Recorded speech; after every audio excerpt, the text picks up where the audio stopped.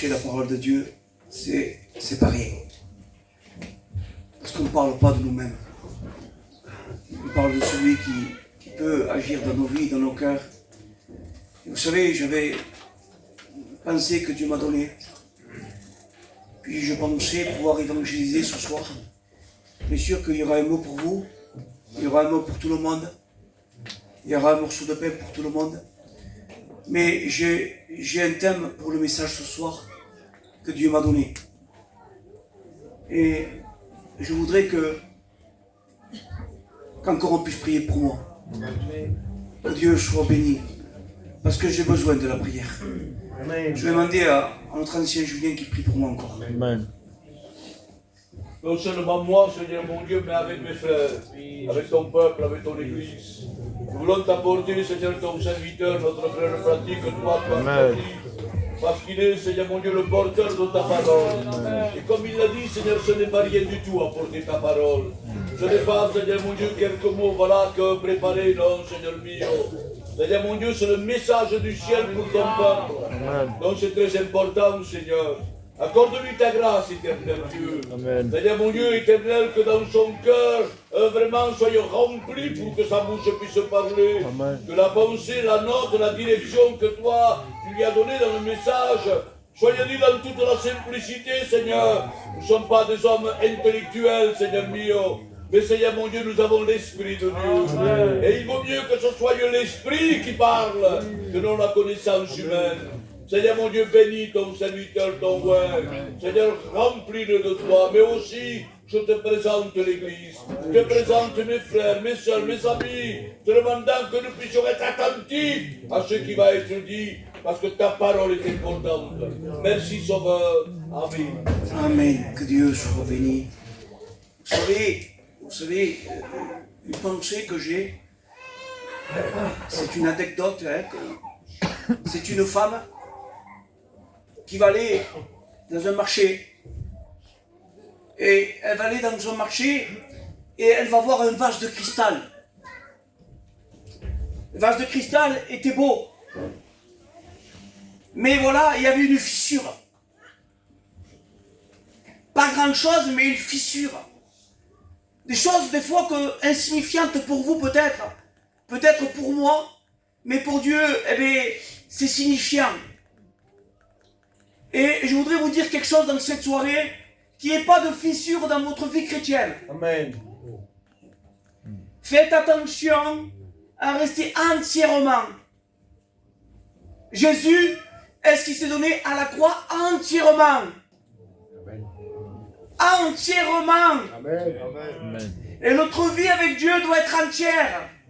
C'est-à-dire, même si on n'est pas parfait, vous n'êtes pas parfait, il est parfait. Amen. Quand il demeure en nous. Et des fois, malheureusement, on dit, je ne suis pas parfait, c'est vrai. Mais Dieu nous appelle à marcher dans l'intégrité.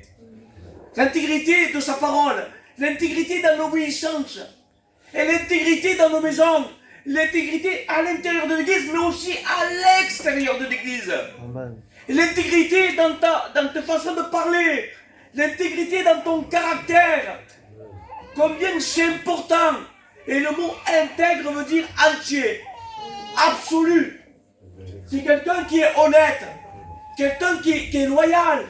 Mais le contraire de intégrité veut dire quelqu'un qui est injuste.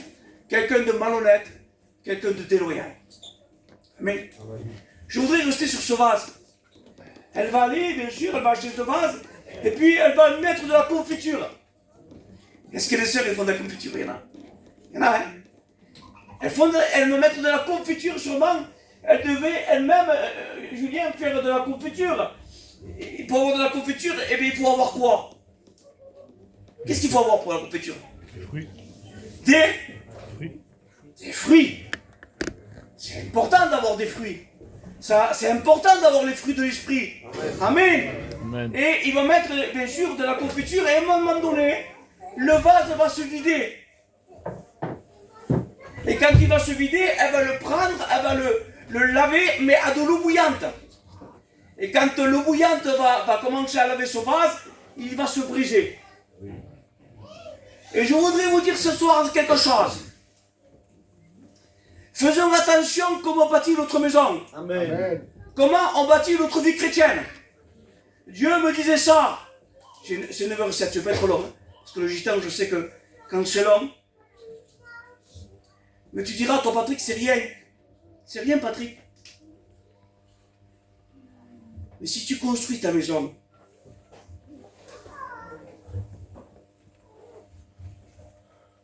quand vous construisez une maison, est-ce qu'il y a des maçons ici? Il y en a un qui lève sa main. Il y en a Non plus. mais, quand on construit une maison et que le fondement est fissuré, vous ne pouvez pas aller plus trop haut. Premier étage peut-être, deuxième étage, mais vous ne pouvez pas aller plus haut. C'est-à-dire qu'avec Dieu, si vous ne réparez pas les fissures, vous ne pourrez pas aller plus haut. Il faut réparer déjà le fondement. C'est au début. Si vous construisez mal une vie chrétienne, je vous promets, vous ne tiendrez pas. Comment on se bâtit une vie chrétienne? Dans la prière, Amen. dans le jeûne Amen. et dans l'obéissance de la parole. Dieu. Dieu soit béni. Amen. Et marquez ça.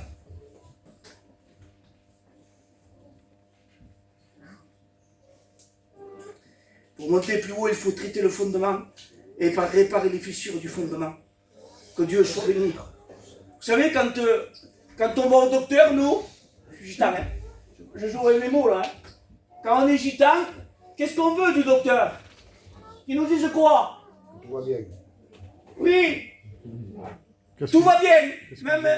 Même si on sent que nous, le docteur, il ne nous dit pas toute la vérité. Et bien sûr, le père de famille, Julien, ou la famille, l'ancien va venir voir le docteur et dit, écoutez-moi, dites-moi toute la vérité. Et quand on va réparer une voiture, hein, il y a des mécanos ici, hein, il y a des soucis.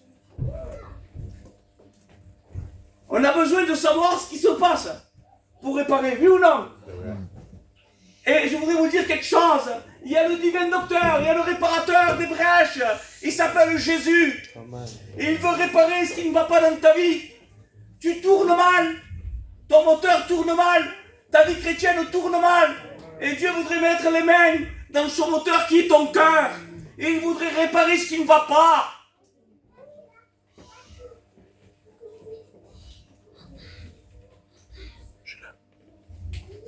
Marquez ça. En hébreu, intégrité veut dire tamin, qui veut dire entier, sans fissure, être complet, être pur. Vous savez, quand les gens disent quelque chose et qu'ils font le contraire, vous avez remarqué qu'il y a beaucoup de frères comme ça, pardon, hein, même des serviteurs aujourd'hui. Ils disent des choses qu'ils ne font pas. Ouais, j'ai peur, Julien avait dit de dire ça, pardon. Hein. Et je ne mettrai pas des personnes pour juger personne, parce que j'ai personne pour juger moi.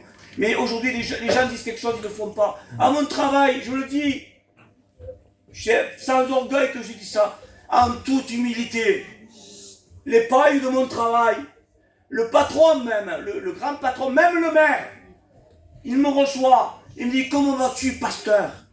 Comment vas-tu, Patrick, après une seconde? Pasteur, premièrement. Il me reçoit, et il me parle normalement. Il me dit, Patrick, depuis que tu étais à Agde, ça a changé. Quand je parle avec la secrétaire, elle m'appelle par mon nom, elle me connaît, elle est venue à l'église. C'était la femme du maire, elle est venue à l'église et la parole de Dieu lui a fait du bien. Amen. Pourquoi? Parce que je suis à l'intérieur de l'église, ce que je suis à l'extérieur. Amen. Sans fissure. Amen. Mais bien sûr que je ne suis pas parfait, bien sûr que je dis que tu n'es pas parfait. J'en suis sûr, frère. Pardon, ma soeur, pardon que tu n'es pas parfaite, personne n'est parfait. Mais on reconnaît. Amen. Heureux ceux qui ont le cœur pur. Amen. À qui les transgressions sont remises. C'est ça. Heureux. Et je voudrais vous dire que quand on ne marche pas avec Dieu, ça peut arriver, David a fait quelque chose qu'il ne fallait pas. Mais il savait, il dit, Seigneur, si tu sondes mon cœur, tu n'y trouveras rien. Parce qu'il savait se repentir. Il savait demander pardon à Dieu. C'est ça l'intégrité. Amen. C'est être vrai avec Dieu. Amen. Être entier avec Dieu. Il y en a qui prennent des langages au pupitre, pardon mon frère. Et ceux qui prêchent là, ils ne vivent pas à l'extérieur. Eh bien, en vérité, reste assis. Amen. Amen.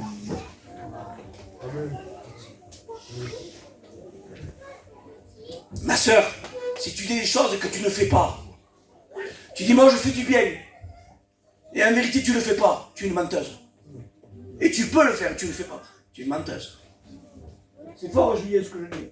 Pardon. Et les menteurs n'hériteront pas le... Voyons, bien sûr. C'est fort, Patrick, ce que je prêche ce soir. Je vous demande pardon, mais je prêche ce que Dieu me dit de vous dire. Amen, Moi, amen, j'ai pas amen. le droit, parce que si je prêche comme moi je veux, ça marche pas.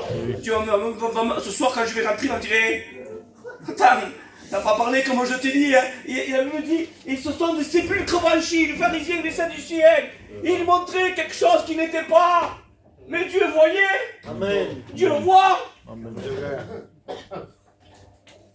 Il montre quelque chose à l'extérieur mais à l'intérieur. Il dit vous êtes morts. Quand on ne vit pas avec Dieu convenablement et qu'on ne marche pas selon la parole, nous sommes morts. Et nous voulons vivre la vérité. Amen. Et nous voulons dire ce soir, Seigneur, je suis là et je suis vrai de cœur. Amen. Femme de Jéroboam, le roi 14. Le roi lui dit va chez le prophète, je crois, Shidja, et dis-lui, dégage-toi, montre-toi. Mais le prophète, quand il va la voir, il va dire femme de Jéroboam. On va dire pourquoi tu t'es déguisé. Ce soir, on va les masques. On ne veut pas des masques ce soir. Que les masques tombent ce soir. Que les masques tombent ce soir. Les masques de l'apparence. Les masques du mensonge. On porte un masque, on dit qu'on a de l'amour et on ne l'a pas. On dit qu'on a le pardon et on ne l'a pas. On dit qu'on vit de la sanctification et on ne la vit pas. On dit qu'on est proche de Dieu mais on est éloigné de Dieu. Combien j'ai peur ce soir. Il me disait Seigneur c'est un message pour un culte Julien. Et il me disait Patrick dis-leur. Faute de connaissance que le peuple se meurt. Et on a besoin, pardon, on est simple nous hein. Angelo. Mais je veux dire la vérité ce soir à mon peuple. Parce que passer la pommade, c'est jamais bon. Il y a des choses, des fois, qui les infectent, ça brûle. Mais ça fait du bien. Amen. Amen. Amen. Des fois, on crie un peu avec une personne, avec un frère, une soeur, je sais pas. On les reprend, hein, pardon. Maman m'a repris, hein. C'est pour ton bien. Parce qu'il t'aime. Si tu passes la pommade, il dit tout va bien alors que tout va mal. Tu rentres pas au royaume des cieux. Et lui, eh il aura des comptes à rendre à Dieu.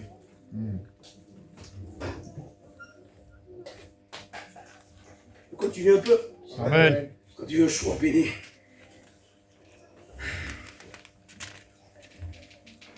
La vérité, que Dieu soit béni. Éphésiens 6. On veut la vérité? Amen. Éphésiens 6, verset 14. Tenez donc ferme. Ayez à vos reins la vérité pour ceinture. Ayez à vos reins la vérité pour ceinture. Et je voudrais rester avec ça. La vérité, c'est le fondement. Ce qu'on doit combattre, c'est l'ennemi. Amen. C'est le diable, c'est pas tes frères. Lorsqu'on marche dans la vérité, alors nos vies, je vais marquer ça. Alors nos vies sont on pourrait dire, vont avec la parole. Et le but du diable après, quand vous voulez marcher dans la vérité, vous savez ce que c'est? C'est de vous combattre, de vous tenter, par des pensées, par des mauvaises pensées. Il vous tente, parce qu'en lui, il n'y a pas la vérité. Christ est la vérité. Jésus est le chemin, la vérité, c'est la vie. En lui, nous avons la vérité. Mais le but de l'ennemi, c'est de mettre des mensonges. Dire, tu crois que c'est comme ça? Il met le trouble. Tu crois que Dieu va te bénir? Tu crois que Dieu va bénir ton foyer? Tu crois que Dieu va bénir ta vie? La vérité, c'est ce qui nous permet de te dire debout. J'ai marqué être intègre, ça ne veut pas dire être parfait, mais honnête et vrai devant Dieu. Pas d'apparence à l'église, j'ai marqué, vous voyez ce que j'ai dit? Et au dehors, différent. Il faut être entier. Vous savez, il y a des gens qui veulent découper certaines choses dans leur vie qui leur conviennent et qui ne leur conviennent pas. Je prends ça, mais ça je ne le prends pas. Ça je le veux, mais ça je ne le veux pas. Ça ne marche pas comme ça, Angelo. Hein? On prend tout de la parole. Amen. Ça je le veux, ça me bénit, mais ça je ne le veux pas. Ça ne me bénit pas parce que ça me trouble. Ça je ne veux pas l'arranger moi. Écoutez-moi bien, il faut arranger tant que Jésus n'est pas revenu. Amen. Tant que la grâce est là. Amen. La grâce, c'est un don de Dieu.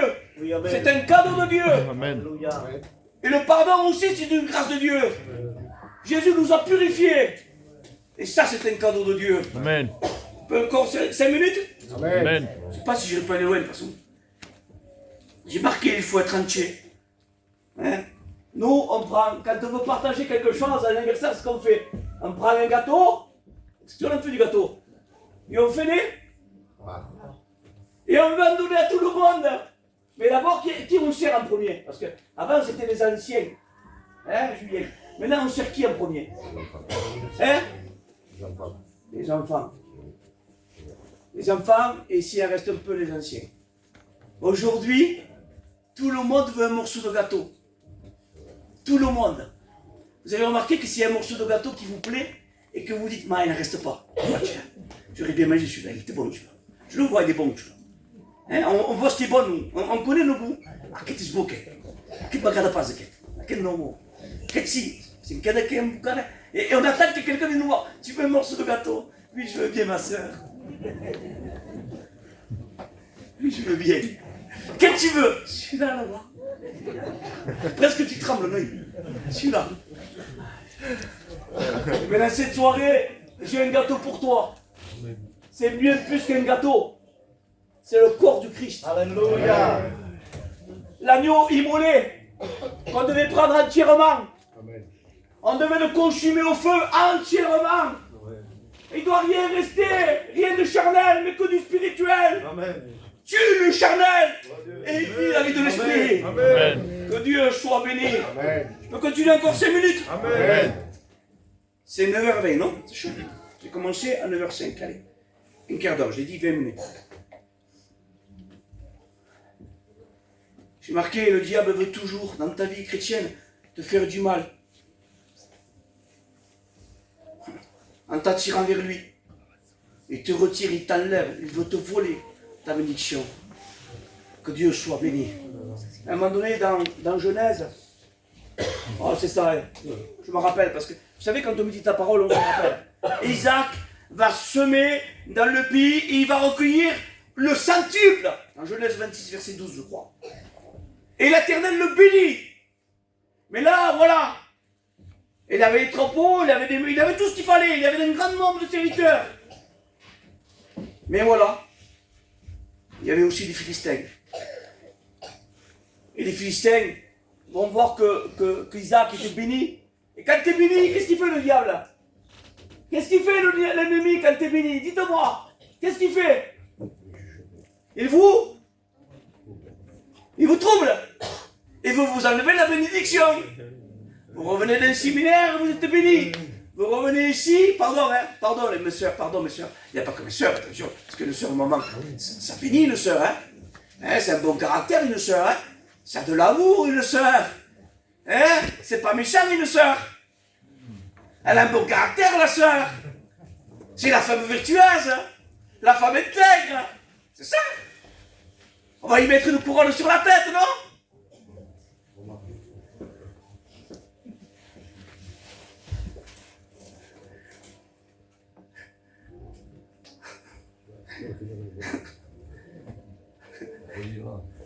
Mais si les murs pourraient parler de ta maison,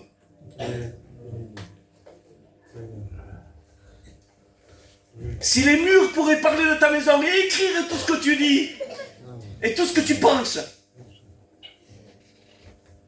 est-ce qu'il y aurait des meurtrières ce soir? Est-ce qu'il y aurait des meurtriers comme mon frère ce soir?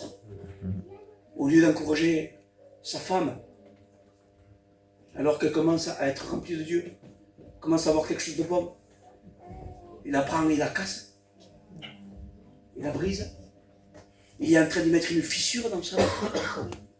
Comment peux-tu mettre une fissure dans la vie de ta femme? Il ne faut pas de fissure. Pas de fissure pour l'ennemi. Je peux continuer 5 minutes? Amen. Amen. J'ai bientôt fini. Il avait un grand nombre de serviteurs, aussi les Philistins.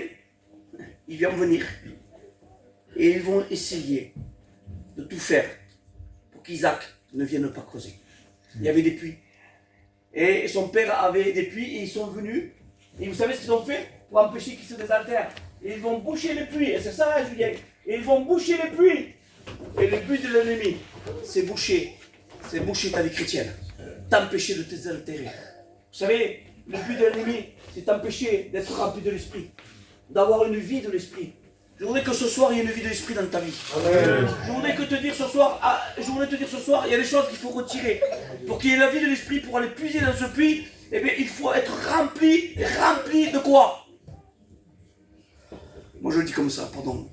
Dieu me disait ça, je viens souvent. Remplis-toi de la prière. C'est dans la prière que tu trouveras la solution. Amen. Il y en a qui se remplissent du monde. Remplissent des choses du monde. Je vous dis la vérité, allez, je ne me cache pas, moi. Hein. Ce que je vis ici, je vis dehors. Parce que moi, j'aime un peu le ballon. Et je regardais un match de foot. Les frères, écoutez-moi bien. Et quand je regarde un match de foot, le Saint-Esprit me reprend. Il me dit, qu'est-ce que tu fais? Tu crois que je vais pouvoir te remplir maintenant? Oh. Je dis quoi? Tu crois que maintenant que tu as regardé le foot, tu crois que je vais pouvoir te remplir? Eh bien, je te parlerai pas. Et je vous promets, Julien, que Dieu ne va pas parler. Il a fallu que dans la nuit, je demande pardon à Dieu. Seigneur, pardon. Et là, Dieu m'a réveillé. Il m'a dit, lève-toi, je vais te parler. Et tu es intègre, Patrick. Et tu es entier avec moi. Où es-tu de ceux qui sont dans la balance fausse? Hein? Seigneur, tu parles comme ça, moi? Je suis ton serviteur. Pardon, ce qu'il m'a dit. Mais est-ce que vous savez ce qu'il m'a dit, Seigneur? Ta place, c'est pas important. C'est que moi, je sois dans ton cœur. Amen. Laisse-moi la place de régler dans ta vie. C'est important. J'ai bientôt fini. Hein. J'ai marqué, quand le diable voit Dieu vous bénir, il fera tout pour vous voler. Et je voulais te dire quelque chose, ne cède rien au diable. Isaac creusa de nouveau des puits. Il nous a besoin de retrouver, j'ai marqué, les fondations solides. Réparer s'il faut les fissures qui sont dans les fondations. Creuser un nouveau puits. Le puits de la révélation. Le puits de la joie. Le puits de la guérison. Le puits de la délivrance. Le puits de la bénédiction. Mais pour ça, il faut que vous creusez. L'eau est comme une rivière souterraine. Mais nous devons puiser cette nappe souterraine. Est-ce que vous croyez ça? Vous savez, je finis par ça. Hein, j'ai fini. C'est Agar. Agar, à un moment donné, elle va être, on pourrait dire, la servante de Sarah. Vous connaissez l'histoire. Et Sarah n'avait pas d'enfant, le respect que je vous dois. Elle va lui donner sa servante Agar. Et Agar va regarder Sarah différemment parce qu'elle le respecte, je lui demande pardon. Parce qu'elle va avoir à l'intérieur un petit bébé. Et là, elle va le regarder, elle va avoir un regard différemment avec Sarah. Et des fois, quand les gens sont bénis et que toi tu n'es pas béni, les gens te regarderont. Je suis un pasteur, moi. Maintenant, je suis un candidat. Maintenant, je suis un étudiant. Chut, qu'a été chrétien. Qui tu es toi? Qui tu es toi? C'est ton frère. C'est Dieu qui t'a mis là. Amen. Mais pour qui tu te prends, Patrick? Et de l'amour. Tu es une serpillère en toi. Nous sommes les esclaves de Christ. Bien sûr que nous sommes libres. Mais Dieu fait ce qu'il veut de nous. Amen. Amen. Qu'est-ce que je veux dire par là? Eh bien, regardez ce que je veux dire. Hein. Parce que j'aime bien hein, quand même lire la Bible. Parce qu'aujourd'hui, malheureusement, je dis bien, la Bible ne sort plus. On dit les paroles, on dit les mots. Mais la Bible ne sort plus. Des paroles. C'est écrit, Patrick, oui, c'est écrit. Regardez, je finis avec ça. Sarah, femme d'Abraham, n'avait point donné d'enfant. Elle avait une servante égyptienne nommée Agar. Et Sarah dit à Abraham, voici l'Éternel m'a rendu stérile. L'Éternel, hein. Viens, je te prie, vers ma servante, peut-être aurai-je un enfant. Abraham écouta la voix de Sarah. Elle obéit, hein. Abraham, même s'il n'aime pas, il obéit. Même si tu n'aimes pas, il faut obéir des fois. Même si tu n'acceptes pas, il faut obéir à ce que Dieu veut. Amen.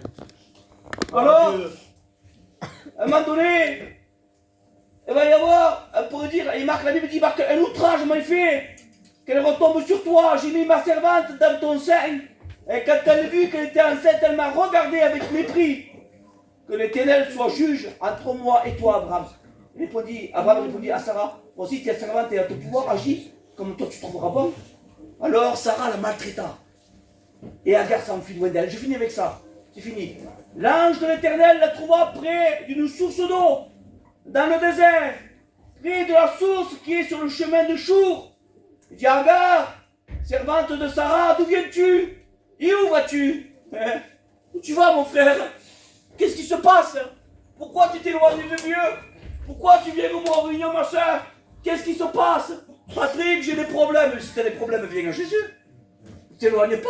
Et dis, venez à moi, vous qui êtes fatigués et chargés. Et je vous donnerai du repos. Amen. Pourquoi tu t'éloignes de lui? Viens à lui. Les gens, quand ils ont des problèmes, ils viennent plus à la réunion. Quelle erreur. Le diable te trompe, mon frère. Quand on a des problèmes, on vient à Jésus. Seigneur, tu as solution à mes problèmes. Je finis par ça. Et l'Éternel lui dit, retourne vers ta maîtresse. Humilie-toi sous sa main. L'Éternel lui dit, mais je multiplierai ta postérité. Elle sera si nombreuse qu'on ne pourra la compter. L'ange de l'Éternel lui dit, voici, tu es enceinte et tu enfanteras un fils. Et tu lui donneras le nom d'Ismaël. Même le nom, Dieu lui donne. Il s'appellera Ismaël. C'est beau, hein? Alors, je finis par ça.